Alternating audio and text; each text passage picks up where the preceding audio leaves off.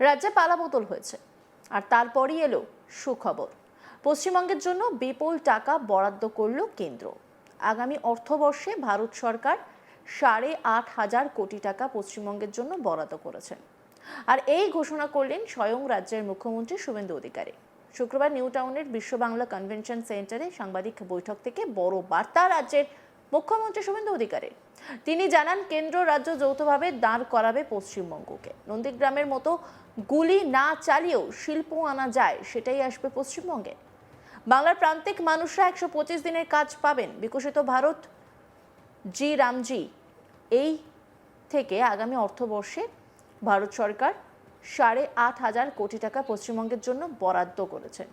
তাই কেন্দ্র রাজ্য যৌথভাবে পশ্চিমবঙ্গকে দাঁড় করাবে। কি বলেছেন শুভেন্দু অধিকারী, শুনব।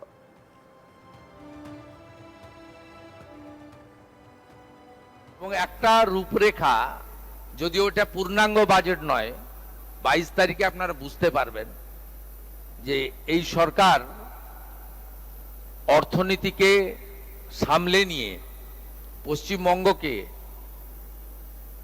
একটি ভালো জায়গায় নিয়ে যেতে চাইছে, যা আগামী দিনে অর্থনৈতিক স্বনির্ভর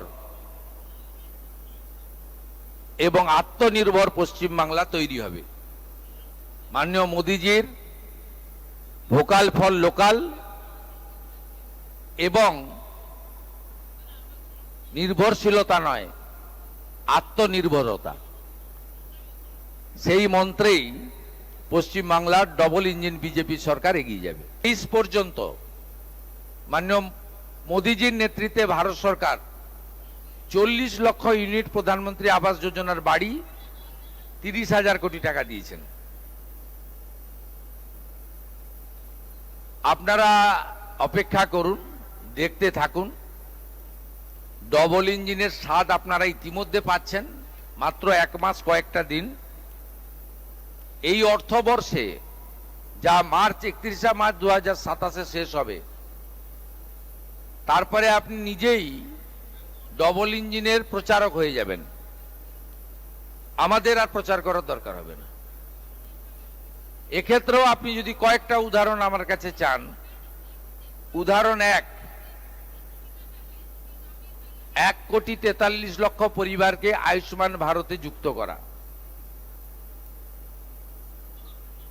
উদাহরণ 2, প্রধানমন্ত্রী সূর্যঘর কর্মসূচি রাজ্যে চালু করা। উদাহরণ 3, জল জীবন মিশনে 27,000 কোটি তো লুট করে নিয়েছেন ভারত সরকারের। যে কোনো একটা গ্রামে যাবেন, আমি তো বিভিন্ন জেলাতে, বিভিন্ন 2-3টি জেলাকে নিয়ে নিয়ে প্রশাসনিক সভা করছি, সেখানে আমাদের ওরা ডাকতো না, আমরা ওদের ডাকছি। ওদেরকে জিজ্ঞেস করছি, জল গেছে? 27,000 কোটি টাকা কোথায় গেল? ওদেরই এমএলএ এমপিরা বলছেন নল গেছে কিন্তু জল যায়নি।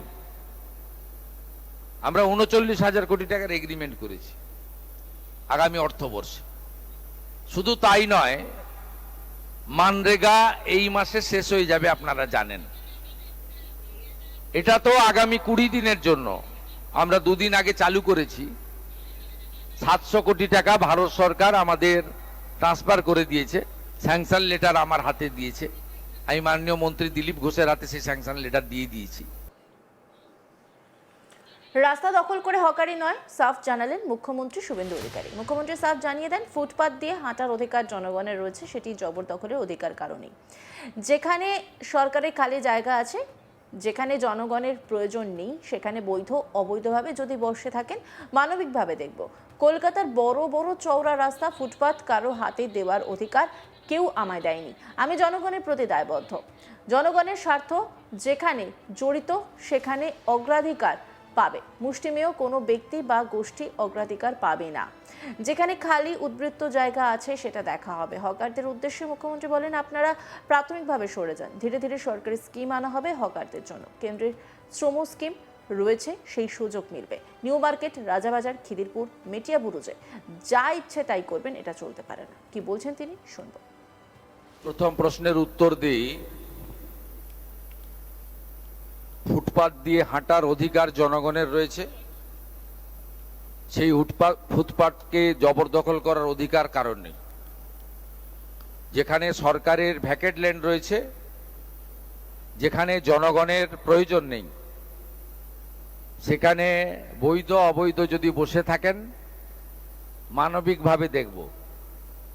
কলকাতার বড় বড় চওড়া রাস্তা, জনগণকে হাঁটার জন্য ফুটপাত, এটা কারো হাতে দেওয়ার অধিকার আমাকে কেউ দেয়নি। আমাকে পাবলিক ভোট দিয়ে জিতিয়েছে, বিজেপি এবং এমএলএরা আমাকে মুখ্যমন্ত্রী বানিয়েছে। আমি জনগণের প্রতি দায়বদ্ধ। আপনার জনগণের স্বার্থ যেখানে যুক্ত রয়েছে, সেই স্বার্থ সর্বাধিক অগ্রাধিকার পাবে। মুষ্টিমেয় কোনো ব্যক্তি বা গোষ্ঠী তার স্বার্থ আমার কাছে অগ্রাধিকার পাবে না। আমরা মানবিক। যেখানে অচল মার্কেট রয়েছে, উদ্বৃত্ত জায়গা রয়েছে, প্রাথমিকভাবে আপনারা সরে যান। ইউডিএমএ ডিপার্টমেন্ট আস্তে আস্তে আপনাদের জন্য সরকারি স্কিম নিয়ে আসবে। হকারদের জন্য ভারত সরকারের শ্রম দপ্তরের স্কিম রয়েছে, তার সুযোগ আপনারা পাবেন এবং অন্যান্য সুযোগ পাবেন। কিন্তু আপনি নিউ মার্কেটের রাস্তাটাই দখল করে নেবেন, মোটর সাইকেলও যেতে পারবে না, রাজাবাজারটা বেহাত হয়ে যাবে। খিদিরপুর মেটিয়াবুরুজে আপনি যা খুশি করবেন, এটার জন্য কিন্তু আমাকে মুখ্যমন্ত্রী করেনি পাবলিক। অতএব আপনার এই প্রশ্নের উত্তর আমি দিয়েছি। আর রিগার্ডিং দুর্গাপুজো, এটা নিয়ে আমি এখনো আলোচনা শুরু করিনি। হকার উচ্ছেদের রুজি রুটিতে টান পড়েছে শহর কলকাতা সহ শহরতলির হাজার হাজার হকারদের।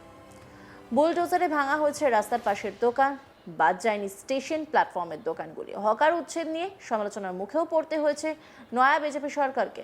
মুখ্যমন্ত্রী শুভেন্দু অধিকারী আগে মুখ খোলেননি, এই প্রথম হকার উচ্ছেদ নিয়ে মুখ খোলেন মুখ্যমন্ত্রী। কি কি বলেছেন তিনি, শুনব। একটা রূপরেখা, যদিও এটা পূর্ণাঙ্গ বাজেট নয়, 22 তারিখে আপনারা বুঝতে পারবেন যে এই সরকার অর্থনীতিকে সামলে নিয়ে পশ্চিমবঙ্গকে একটি ভালো জায়গায় নিয়ে যেতে চাইছে, যা আগামী দিনে অর্থনৈতিক স্বনির্ভর এবং আত্মনির্ভর পশ্চিমবাংলা তৈরি হবে। মাননীয় মোদীজির ভোকাল ফর লোকাল এবং নির্ভরশীলতা নয়। অন্যান্য খবরে আপডেটের জন্য অবশ্যই নজর রাখুন আজ তাক বাংলার ইউটিউব স্ট্রিমিংয়ে। লাইক, কমেন্ট, শেয়ার এবং সাবস্ক্রাইব করতে ভুলবেন না।